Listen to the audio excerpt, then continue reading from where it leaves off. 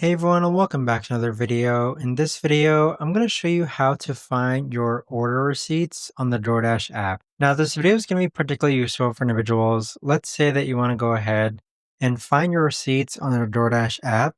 How do you actually go ahead about doing so? Now this video is going to be short, sweet, and simple, guys. There's not going to be a lot of steps involved.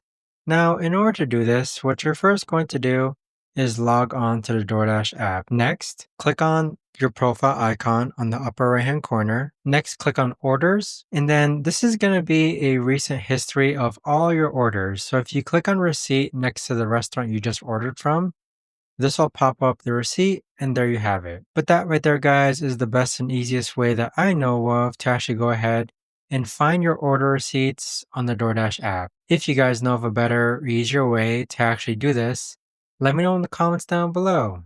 I would love to know. Thanks so much for watching everyone, and I'll see you guys all in the next video.